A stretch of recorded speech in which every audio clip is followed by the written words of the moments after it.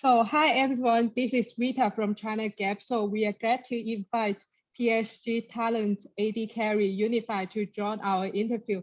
So, let's get started.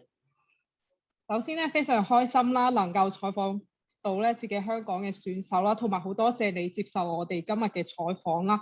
首先請你同觀眾打個招呼先。大家好，我係 PSG 嘅 Unify。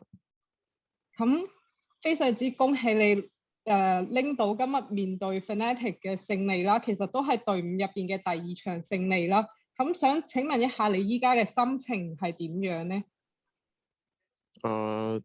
都幾開心嘅，因為呢場嗰度其實前面係就係有幾波係幾劣勢下嘅，但係我哋都穩住之後揾到機會去打團贏翻佢哋咁樣。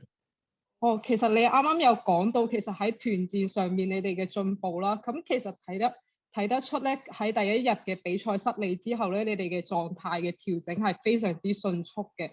咁想請問你咧，喺第一日咧隊伍失利咗之後，係針對咩嘅方面進行咗一個調整咧，令到隊伍其實可以咁順利咁拎到2連勝咧？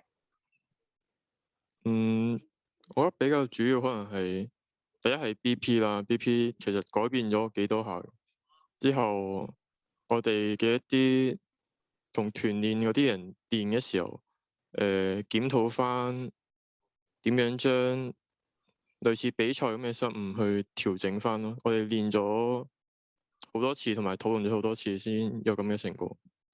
好，其實有睇到咧，今日個BP 入邊個陣容入邊啦，其實係睇到 GP 去搭配你嘅好運者啦。其實見到個 AOE 傷害係非常之大。其實你覺得呢個咁樣嘅可能上加 AD 嘅核心輸出嘅組合嘅優勢係咩？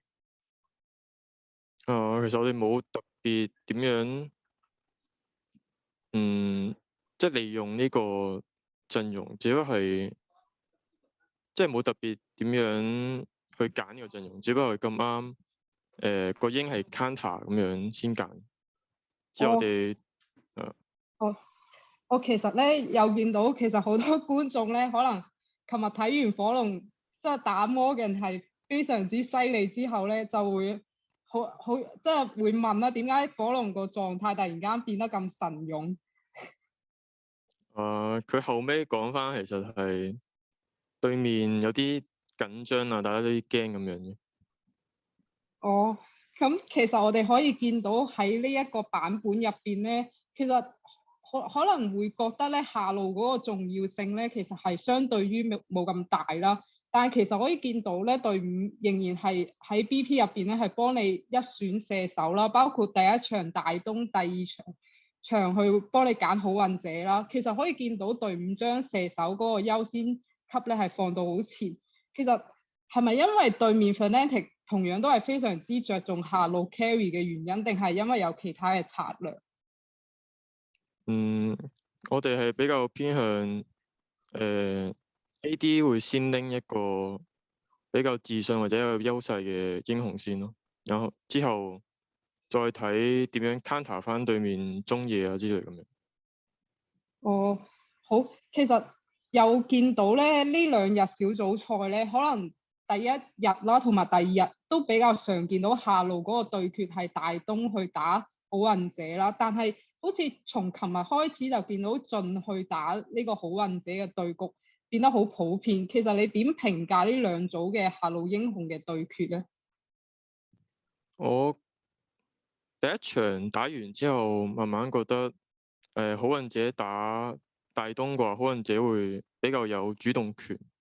之後我哋第2日、第3日的調整咗，所以我哋會偏向揀翻好運者先咁樣。但係準打好運者嘅話，其實係有啲睇輔助嘅英雄，即係如果輔助係有 counter pick 嘅話，其實係即係睇邊邊輔助 counter pick，邊邊就會有優勢少少。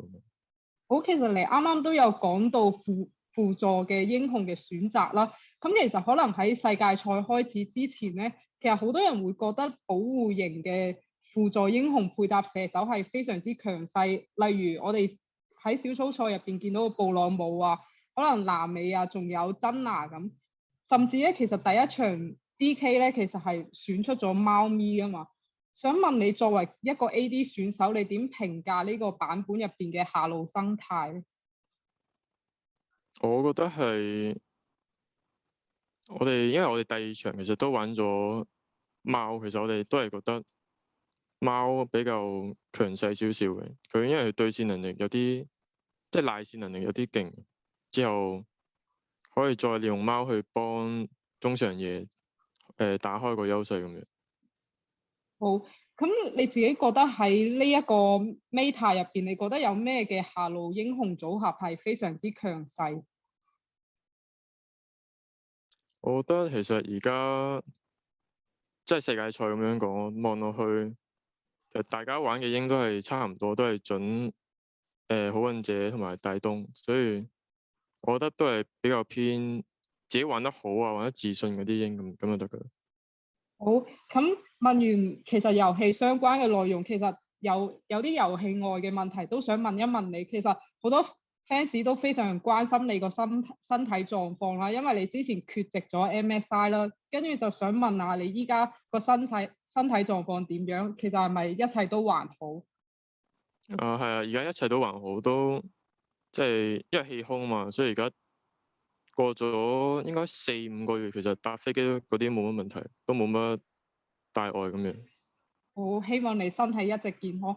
咁其實今次咧都係你其實第四次嘅世界賽啦，其實都係同啟榮一齊嘅第四次啦。咁其實唔經唔覺，其實兩位都拍檔咗5年啦。咁你覺得比起過往嗰3次世界賽，你自己有啲乜嘢嘅成長？我覺得可能係溝通方面比較多咗少少，同埋點樣去處理每一種情況都進步咗好多咁樣，即係比較細節啲啊咁樣。好，咁都想問你少少意見啦。你點評價自己同啟榮嘅下路組合咧？即係個強勢點喺邊度咧？因為我打法係偏穩陣啲嘅，但係佢會比較偏少進攻，所以我會穩住對線，之後佢會同打野去聯動咁樣去打開優勢咁樣。哦，好，咁其實都想進一步問一問你，其實之前有睇你嗰個 video 啦，其實有見你提及過咧，你想自己每一次嘅世界賽都係有進步噶嘛？咁嚟到今次嘅世界賽，你自己嘅目標係啲乜嘢，同埋團隊嘅目標係啲乜嘢咧？我自己目標就係希望，因為每一年都想有進步，所以今年希望係可以打到8強。哦，咁團團隊隊嘅目標。嘅話，佢哋應該都係想打到8強喎，同埋打出自己啲身價咁樣。好，其實我哋見到嚟緊 C 組入邊，其實我哋都完成咗第一輪嘅比賽啦。咁係見到你哋其實都贏咗勁敵韓華同埋 Fnatic 啦。咁依家個分數係2-1啦。咁其實嚟緊星期日嘅時候，你哋會去打一個小組嘅循環賽啦。咁個賽程會變得非常之緊湊啦。咁想請問你哋咧，會唔會針對呢個咁緊湊嘅賽程去做一啲特別嘅準備咧？可能會再研究多佢哋啲 BP 啊，點樣去針對翻佢哋比較重要嘅選手咁樣。好，咁最後重要嘅一個問題，你有冇信心今次喺小組賽入邊出線呢？啊，有信心。好，咁去到最後一個問題啦。咁啊，最後一個問題就想請你有冇一啲嘅説話去講翻俾一直支持你同埋塔龍嘅粉絲聽呢？